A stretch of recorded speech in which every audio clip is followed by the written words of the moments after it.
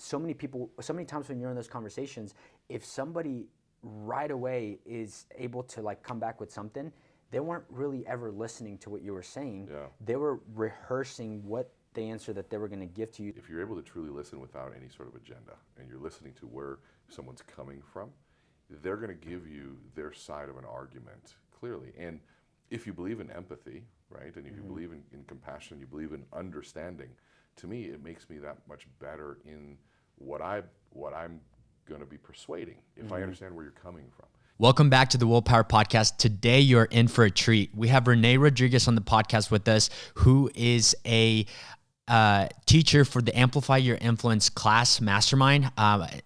January 22nd of 2022, I actually flew down to Fort Lauderdale to take this class. Has completely changed my life, changed my business. It's really taught me how to be able to share my story with people and be able to connect with more people by being more human-like. Today, we asked him a couple questions of kind of how he got to where he is today, and I can't wait for you to hear these answers. Rene, thank you so much, man, for coming on as a guest on my kind of surprise podcast that just came out of nowhere.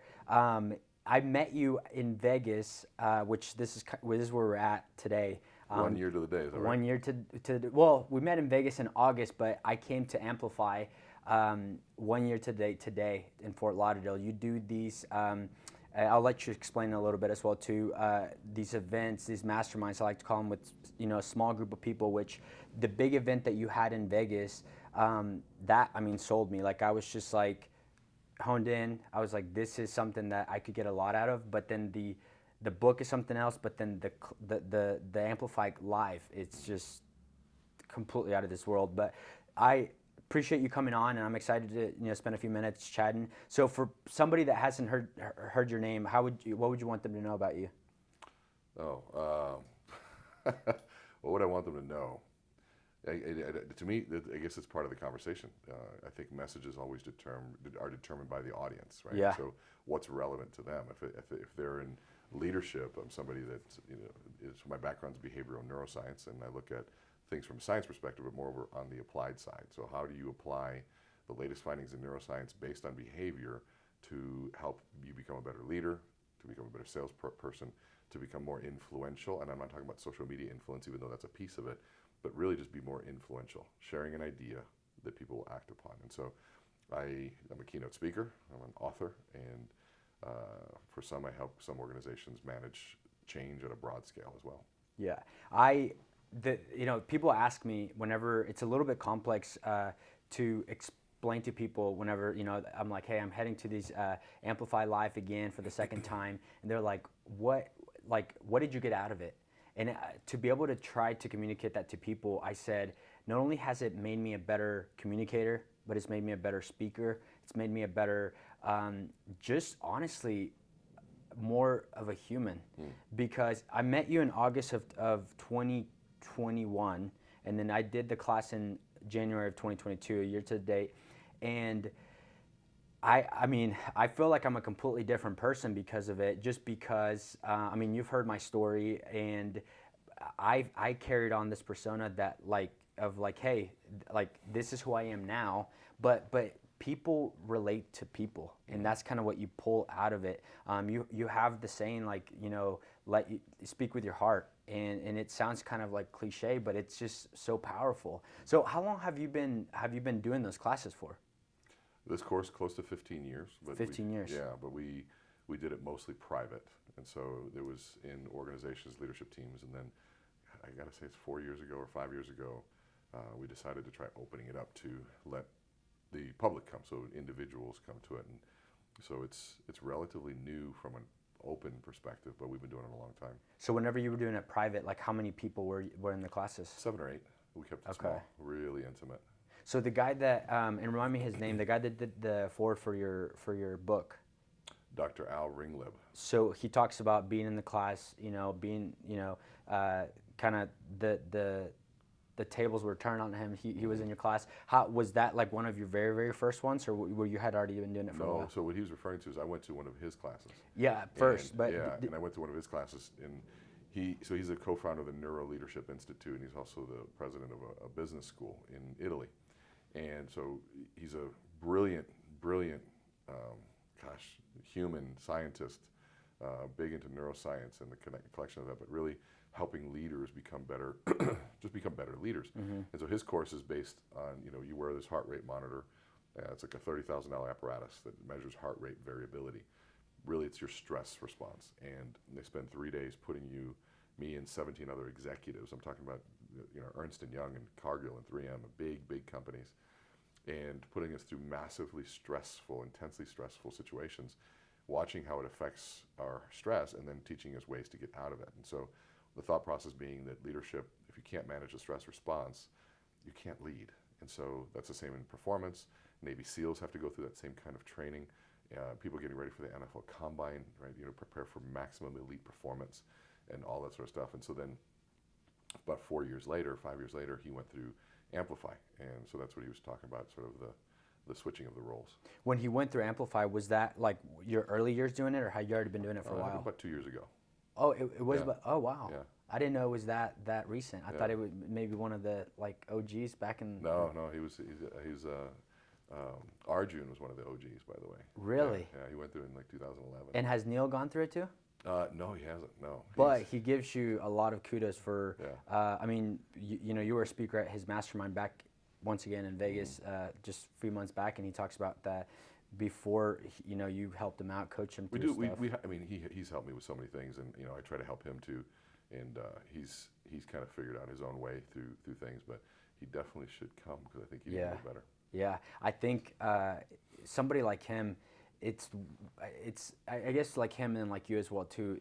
Everybody's brain is wired a little different as well. But I mean, he's had private conversations with me that you've helped him out a lot from the many engagements, speaking engagements that he's had now in the last couple of years. So what one of the things I was curious about and I remember last year. I get up there, everybody else gets up there, and then you're ready to get coached, but it's like, okay, hey, I remember you telling me like take a breather, all this stuff. What are some of the people out there, whether in business or wherever you've met them or just seen them speak, that you really admire the way that they communicate? Right now, I absolutely love listening to Dr. Jordan Peterson, and I was listening to him years ago before he was as popular. Yeah. I liked him because he's an academic, he's a theologian, he is a psychologist, and he challenges all three of those disciplines and mixes them. But he has a really clear way of communicating, and his big secret is that he is extremely careful with the words that he uses, and so he thinks before he speaks, and he knows that one, he's very studied. So the guy's I think one of the smartest people on the planet right now, and across all disciplines and topics. But he's also very careful in how he speaks, and he's respectful in how he does it. He's passionate, but he doesn't mind the passion when it's back to him. And so I really resonate with in terms of how he does it, how he structures it, and so yeah, I think he's incredible. Yeah, that's one of the things that I really learned from taking the last class is I remember I was the one that was picked to do the toast at the very beginning of the when we started the dinner. Tonight, 'cause I wanna watch it tonight.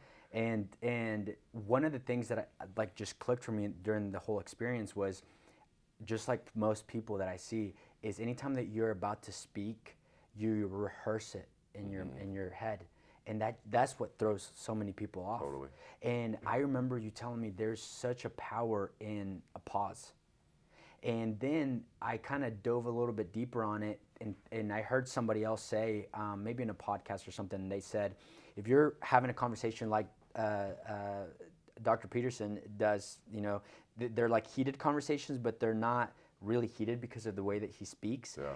But he talks about, or the podcast that I was listening to talked about how so many times when you're in those conversations, if somebody right away is able to like come back with something, they weren't really ever listening to what you were saying. Yeah. They were rehearsing what the answer that they were going to give to you. So I've heard him speak, and I admire him as well. And I think that that's one of the things that he's able to do, to where he's able to truly analyze what you're saying and then also think of what he's going to say. But yeah. I feel like he does it in a faster way. I mean, I guess it's just because of, he's just.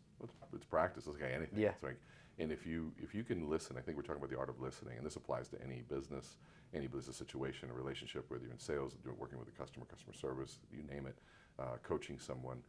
And if you're able to truly listen without any sort of agenda, and you're listening to where someone's coming from, they're going to give you their side of an argument clearly. And if you believe in empathy, right, and if you believe in compassion, you believe in understanding, to me, it makes me that much better in what I'm going to be persuading if I understand where you're coming from.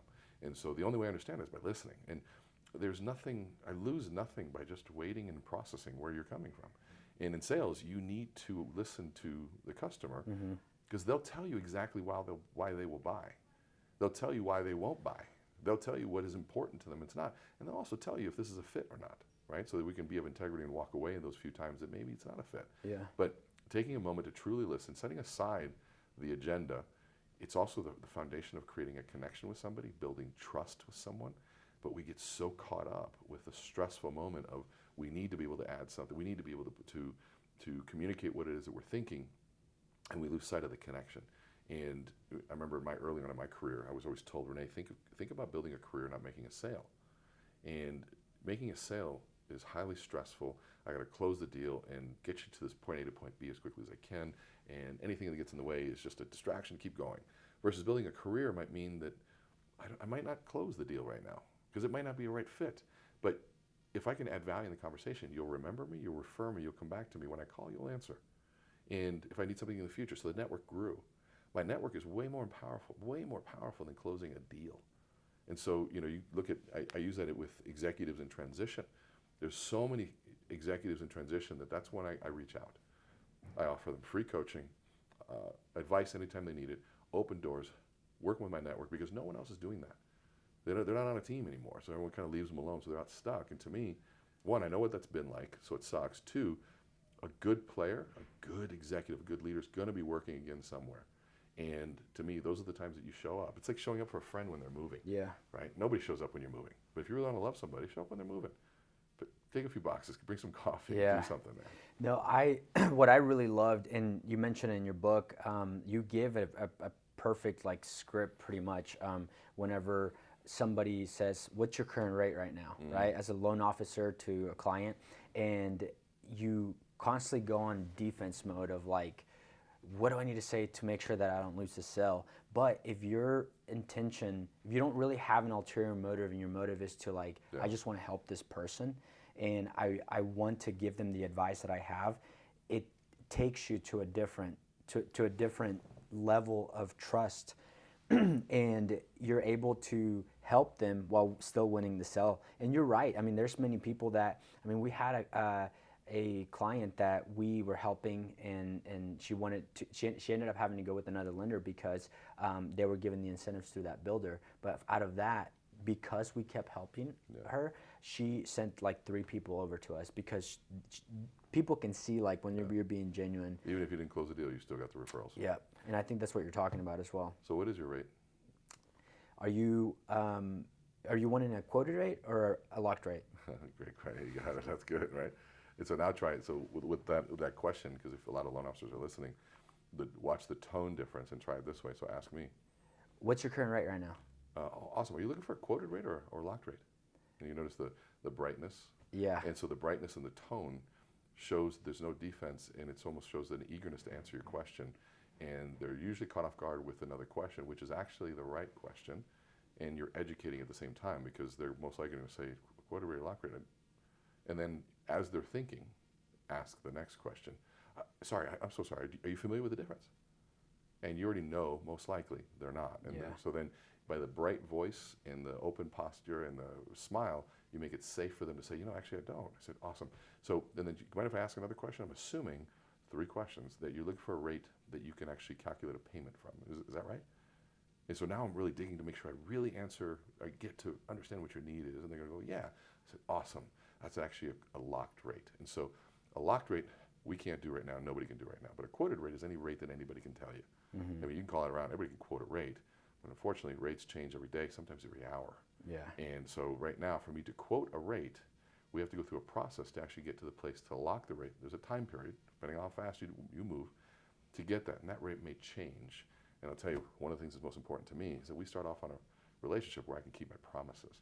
And so, you see how that process works. But those 3 questions are important. Well, and that even just that, because not only is it in your book, but then you also asked me that question, the same exact question, asked me that last out of 10 people that were there last year, and I went from a sense of panic anytime that somebody asked me that to a sense of just like peace, because I'm just like, you almost couldn't wait. Yeah.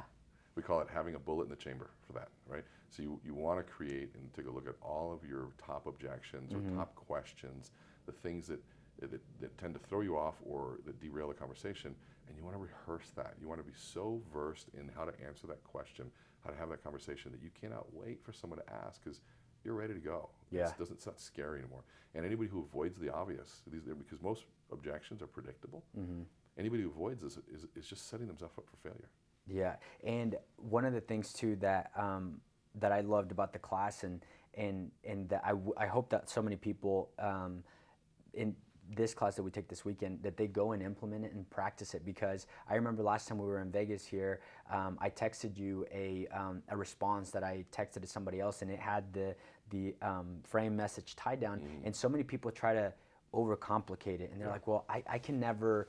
Like Alfredo is a mutual friend of ours, and he talks about the frame message tied down anytime he's about to speak in front of people. But honestly, I do that anytime I'm like texting back a question that could tie in together, that could be just so much more impactful, or anytime that I'm just sitting down with a potential referral partner. One of the things that you talked about that has really helped me is sitting down with, let's say, a real estate partner, referral partner, and not just being so focused on the ulterior motive of like, I want to get your business, but it's just like, just being yourself. I think you talk about that in the book. Not all guy. What did you say? That not all the nice guy wins. Yeah, nice guys don't. The nice guys finish last. No? Yes. And so it's being able to really like not making it about like what you're trying to get out of, but just uncovering that. So how many Amplify Lives did you do last year? 34. 34, and that's not counting speaking engagements and everything. No, I spoke 235 days last year. 235 days, wow. So what? That means I had an engagement of some sort, 235 days. So that's insane. I don't. That's a lot. So what do you do to kind of like as a stress reliever to be able to kind of rest, really? So it's an interesting question. Like I my wife even just telling me last night that we were in a conversation, and she said that's one thing that she doesn't understand. I never get anxiety, and so now, do I feel stress and do I have moments where heightened anxiety? But it's never long lasting. And to me, it sounds stupid, but learning how to breathe is a lifestyle, right? Knowing how you breathe through a situation, being able to analyze what's going on and really get yourself there, but also a lot of practice being in stressful situations to get yourself out. I also stay really present, because anxiety is about a future trip. Right? You're tripping out over something in the future. You can stay really present right now. There's nothing to trip out about. Being in an interview, people are like, well, what are they going to ask me? What are they going to ask me? It's a future thought. And then you start stressing out over that. It's like, instead of just saying, I'm looking forward to seeing my friend Will, right? Yeah. And he's going to ask me questions, and I'm just going to answer how I feel. If I need to think about it for a second, I will. But in terms of speaking that often, there's a few things for sure that I don't do. I don't drink. And one, I learned that years ago. One, drinking takes me 2 to 3 days to recover. So if I'm speaking that often, I'm probably speaking the next day almost all the time. And so I can't do that to the client. I also charge a lot. So they expected the 100% Rene there. And so on the road, there's several rules. One, I don't eat in planes or airports, because it's high salt, high fat, high sugar, and my body responds to that.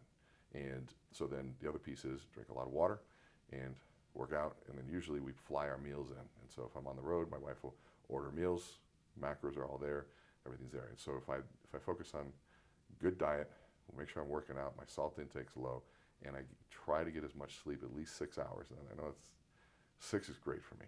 I would love to get 8. Yeah. 7 is probably the most I can get before I wake up. I'm trying to push that number out, because it's even healthier. I'm not saying 6 is healthy, but making sure I get those pieces and I actually lost 40 pounds this last year doing that. Yeah, I know you mentioned that, which I've already even seen a huge difference. I mean, congrats on that. I think, and congrats on getting married as well last Thanks. year. And it, from the sounds of it, is that your wife played a big part of it with the competition that she was doing as well too, right? Oh yeah, when she decided to enter a fitness competition, which meant I had to enter a fitness competition Yeah. of my own, and Yeah.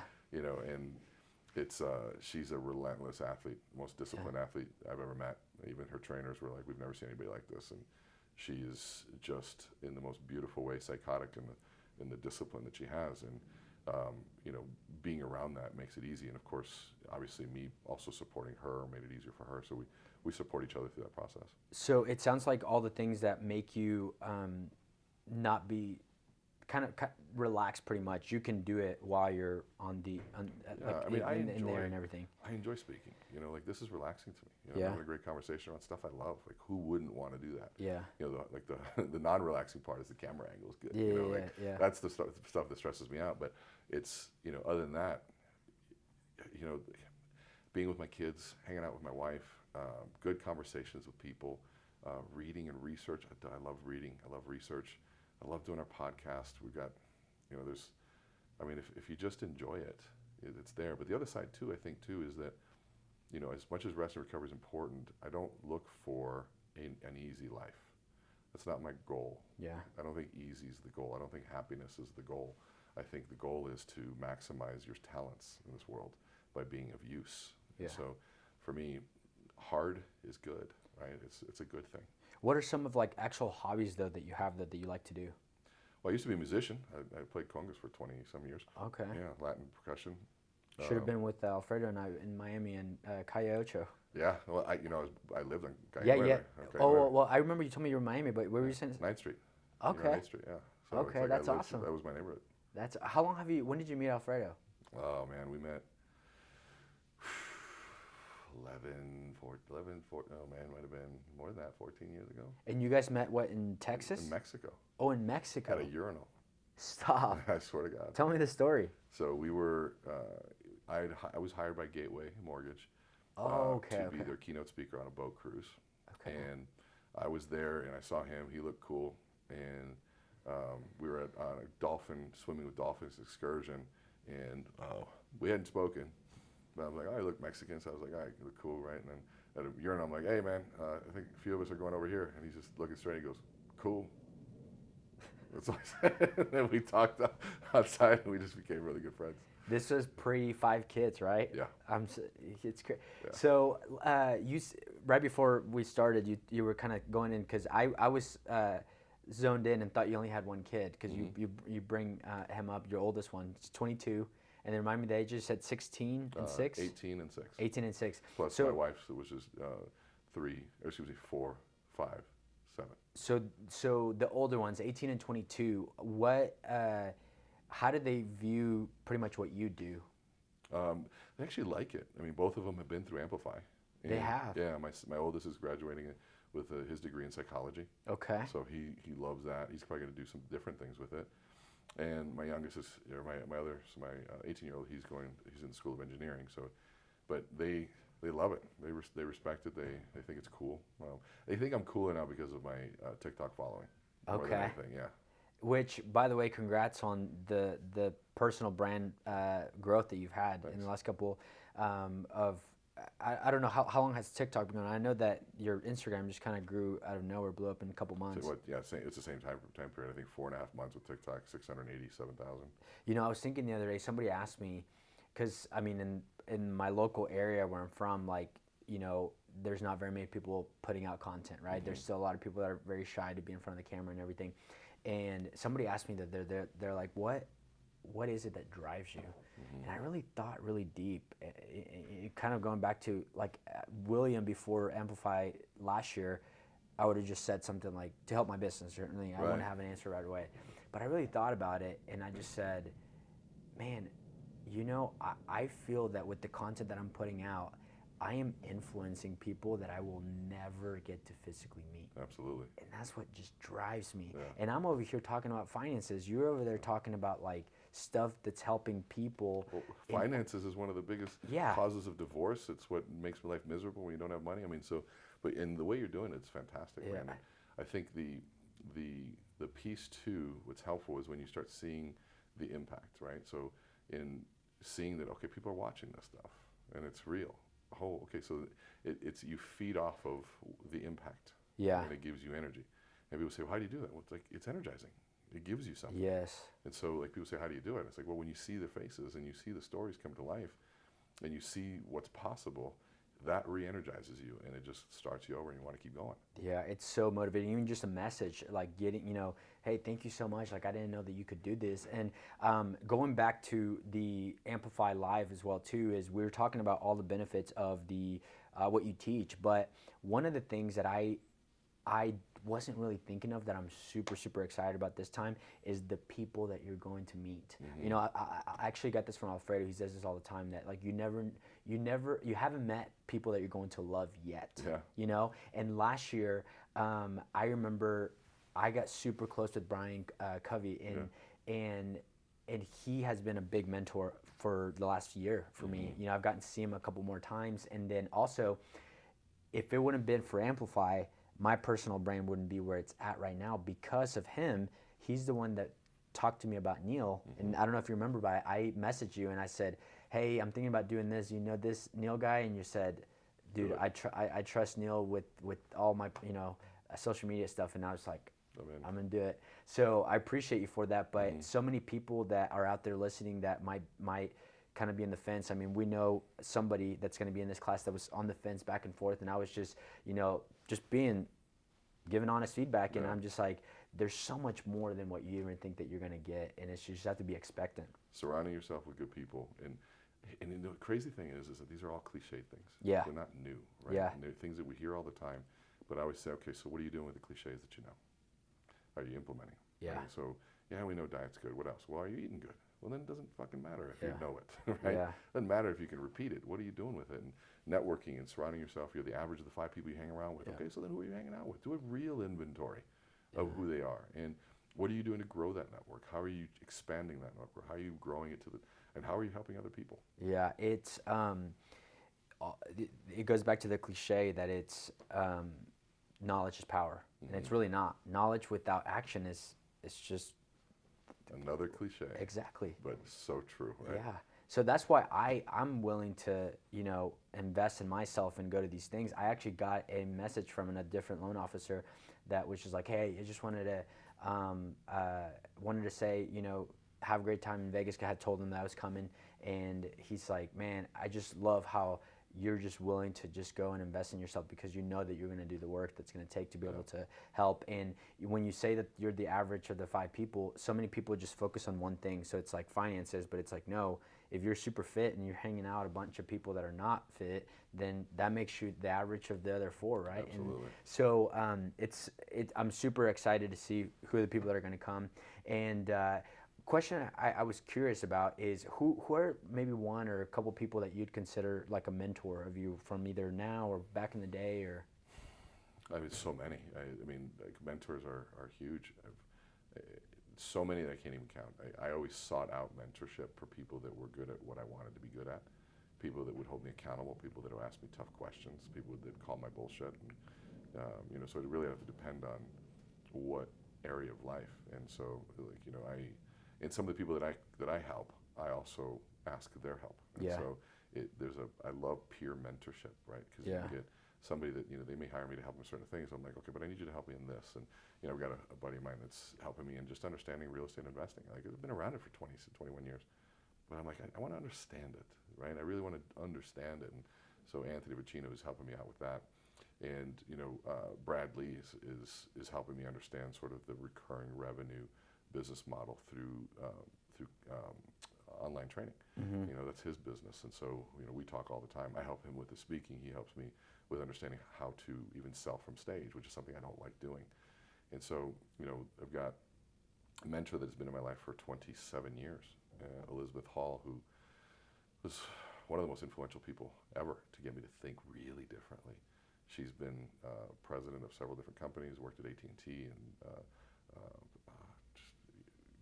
healthcare companies. Liz Claiborne, she's incredible, and she challenges me in ways I've never been challenged. And so, yeah. What I love about that is that so many people think that they just have to focus on like, man, this who's my mentor, who's my go-to person. Something that I talk about all the time is that it doesn't even have to be people that you know, physically meet. Sometimes, you know, people like, I know that you used Jim Rohn's to teach on the goals coming into the new year, and that was so powerful. And it's like, you know, you'll never get to meet this guy. I mean, and it's just, but the stuff that he teaches, it's like, this guy is a mentor to me. Absolutely. And the other thing too is I heard John Maxwell speak a couple times last week, and he talks about, and this guy, I didn't realize how old he was. He's 75 years old. Yeah. It's crazy. He's still going. He's still going, and he talks about, he's like, the thing about leadership is that I can learn something that I'm not good at or that I don't know anything about from everybody here. Yeah. And it's, so many people forget that aspect of it because they think whether they're the ones mentoring somebody or whether they're getting mentored, it's just a one-way communication, and it goes both ways for sure. So what are some of the things that you're excited about this year in 2023? What am I excited about? We're going to be pushing really hard on really scaling the business. I mean, we're having so much fun with social media and challenging ourselves to be innovative. You know, it's easy to be, you know, copy what's working, and that's always, you know, trends are really good. I mean, it's important, but then how do you innovate on those? And you know, I told our group, I said, I want to be the one setting some of the trends, and not because it's an ego thing, but I really want to challenge our creativity. I want to challenge those different things. I want to look at how can we serve more people and me travel just a little bit less, right? And so, you know, we're looking at different models on all of that. And of course, our business is not an asset, right? So, you know, I can't sell my business, unfortunately. And so we're looking at how do you create more assets within our business, and that piece, which at the end of the day, still, how do we offer and maximize value to anybody who goes to our work? I want to reinvent Amplify. I mean, it's been working great, but what a great time to really take it to another level and make it clearer, pre-work, post-work, different experiences within it so that people see that it's continually being refreshed and things like that. So a lot of fun stuff. I was going to make a joke and say the only way you can sell it is if you clone yourself, but you kind of have done that in a way with the Amplify Academy, with the little videos that you put that you're, you know, click the button here, you know, yes or no, you're ready to go. So that's kind of what you're talking about? Partially, yeah. Because you just started that how long ago? Like 3 months ago? Yeah, about 2-3 months ago. Yeah, and it's you just had your first call, right? Yeah, we did our first coaching call on that, and it's that was fun. We did, you know, what's funny, we did our first big virtual event. We had 2,300 people come for that for 3 hours, and so we're doing our next one, Amplify Your Sales. It's going to be a little bit more sales focused, and we're looking to get even more people. Yeah, and so I joined that, and I had my 2 people on my team join it, and whenever you were like, you said, anybody out there having watch parties? And I'm like, wait, we can have watch parties for this? So Alfred and I talked about, I'm like, dude, we just need to fill up a room of realtors and do like a lunch and learn. Totally. But just, you know, have them, especially if it's going to be about sales as well too. Yeah. So I love it, man. So question, going back to the average of the 5 people. So what is it that you look for in a friend for those 5 people? You know, so that's a really good question. So for friends, can I speak the truth to you? Yeah. That's like that's what I look for. Can I speak my honest truth to somebody? And I am a very real-time truth speaker, meaning if you piss me off, you're going to know now. If I love something, you're going to know now. If I disagree, you're going to know now. I don't have a passive-aggressive bone. I'm a very directly aggressive person, but from a place of love. And if you don't let something fester and build up, then it's not as intense. And so, but it can be overwhelming. You ask Mo. He knows how immediate the feedback comes within minutes of a post. And if I don't like it, he's going to know. If I don't agree with it, he's going to know. But he also knows that I'm cheering him on as loudly as anybody. You know, we've brought so much business to him because he deserves it. He's incredible. Yeah. And so, but those are my closest relationships with the ones that we can speak honest. Even my wife sometimes is like, babe, don't say it. I'm like, this is who I am. Yeah. I'm going to tell him I think he's fucking lying, or I'm going to just, you know, it's how I am, or I'm going to tell him I love him. Yeah. whatever it is. And so, can I have an honest conversation? Are you pushing me to grow? Was another piece. Like, would you challenge me, and would you speak the same truth to me if I'm off base? And do you love me enough to correct me if I'm wrong? Do you hold me to a higher standard? Because I also hold people to high standards. I believe it's a gift to hold somebody to a higher standard. And if I'm doing that, I also want you to hold me to a standard. Don't enable me to do stupid things, right? Because I have every tendency to also do stupid things too. And so hold me to a high standard. Let's both push each other to grow in some way, shape, or form. Do you bring something to the relationship that I don't? And can I bring something to your life that you don't there? And then, the other piece is too, can we talk about life? What's the conversation like? And I don't like talking about people. It's one of the biggest things that I just don't like doing. Yeah. I like talking about ideas. I like talking about possibility. And, when people know if a conversation goes too far talking about people, I'm going to say, hey guys, what are we really talking about here? I said, we're just talking about other people right now. I said, let's talk about something else. Yeah, that can really kill a conversation. Like, that's one of the biggest forms of like junk food that you can bring into a conversation. People is gossip. love it though. Wow, they love it. Yeah, they do. Well, man, those were great answers. And one of the things, I think we have a lot of those in common. One of the things we do have in common is, which I'm curious because I feel like it's the bluntness part of it. I feel like it's something that I've really been trying to work on, just because I am like that. Like, I'm pretty direct. Yeah. So do you just embrace it and just kind of go at it, or like on my end, I'm always just like, Well, I think I don't want to be rude or mean, and I don't want to cause pain with the bluntness. Yeah. But I think that, to me, what I tell people is the biggest gift I'm going to give you from me is that you'll always know how I feel. And the gift isn't that I'm telling you. The gift is you'll never have to guess. That's and so if good. I haven't said it, and it's good. Yeah. Right? If somebody says, Rene said, have you ever heard it from me? You know I haven't. Yeah. I didn't say that. Right? And so if I can be that honest with you, it's there. But I also know that there's a tact involved.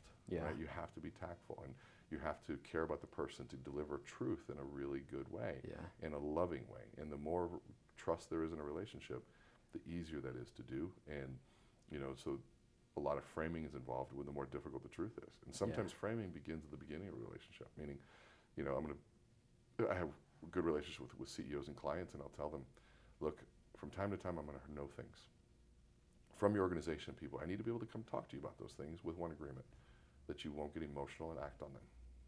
And they'll be like, yeah, perfect. And so I set that tone from the beginning. And let's say I hear something or I learn something, and I come back, and it's good, something that's important for him or her to understand. And I say, okay, here, I'm going to give you some feedback. Here's what I'm hearing. What's the agreement?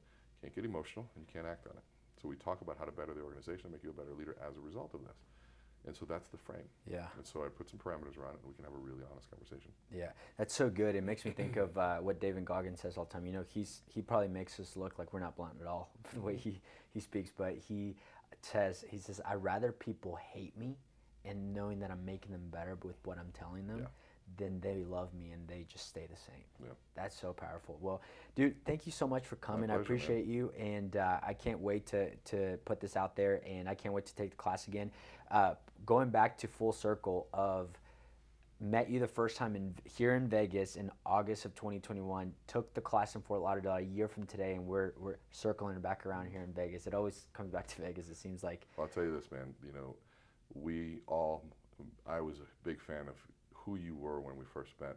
The level of discipline that you bring to everything that you do it's inspiring, it's refreshing, and I know that you bring that same commitment not only to your fitness, to podcasting, but to your relationship with your clients. And so it's an honor to do this, man. Thank you. I appreciate you. Where can people find you as well, too? Pretty simple. meetrene.com. Follow me on Instagram at learnwithrene. And you have a podcast as well. Yeah, we're going season 2, the Amplify podcast. And it's awesome. If people are trying to even remotely dive into this, that's a good way to start right there. Absolutely. Thank you so much, man, for coming on. Appreciate you. Thanks, yes, man. sir. Nice cut. There we go.